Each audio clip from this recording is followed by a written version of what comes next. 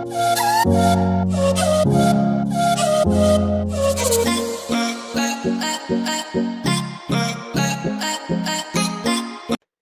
دردناکه واقعه رامخې ته شوې ده چې یو ظالم خاوند راپاڅي او خپله د څلورو بچو ښځه ډېره بېدردۍ سره کتل. څلورو بچو ښځې اخر داسې څه تصمیم کړی و چې خاوند له یې په دومره غوسه ورغله چې خپله د څلورو بچو ښځه یې ډېره بېدردۍ سره کتل ته. دوستانو که چېرې تاسو د دې پوره معلومات باره کې ځان خبرول غواړئ که اوسه پورې چا زموږ د چینل مخه نه وي سبسکرایب کړې او موږ زموږ د چینل مخه سبسکرایب کړئ تر دې نشان څخه مخه ووهئ چې زموږ ښه یوه نوې معلوماتي ویډیو تاسو ته په اسانۍ سره میلاویږي. دا واقعه په پېښور کې رامخې ته شوې ده چې یو ظالم خاوند راپاڅي او خپله د څلورو بچو ښځه ډېره بېدردۍ سره قتل کوي. د څلورو بچو ښځې نسبینه ګناه نه ټوله ګناه خالي د تلو زوی سره یې لاس میلاو کړی و، د تلو زوی سره یې سترګې مشي کړي وو او لږ ګپ شپ یې ورسره لګولی وو.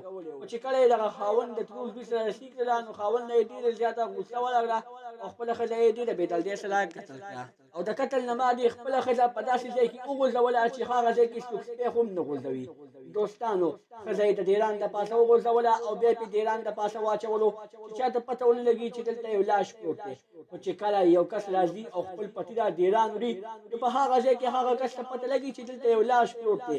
چې کله هغه لاش اوچت کړي هغه لاش د یو ښځې وي او دا پولیسو ته ژر ژر ورشي او اطلاع ورته وکړي.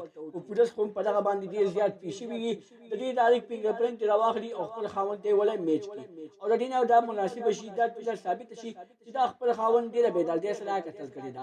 دوستانو خاوند دې ښځې سره ډېر زیات ظلم کړی دی، اوسه پورې د دې ظلم خلاف لا چا اواز نه دی اوچت کړی. اخر ولې؟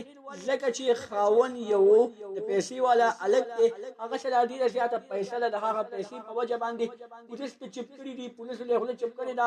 خو نه دوستانو موږ به راپاڅو او موږ به د دغې ښځې تپوس کوو، د دغې ښځې مور او پلار هم راپاڅېدلي دي او دغې باره کې یې تپوس شروع کړی دی. اوسه پورې دغې ته لا صحیح انصاف نه دی میلاو شوی. دوستانو دا وه زموږ نننۍ ویډیو. زموږ دا ویډیو هم خوښه شوې وي زموږ د چینل مخه سبسکرایب کړئ تر دې نشان څخه مخه ووهئ چې زموږ ښه یوه نوې معلوماتي ویډیو تاسو ته په اسانۍ سره میلاویږي. والسلام.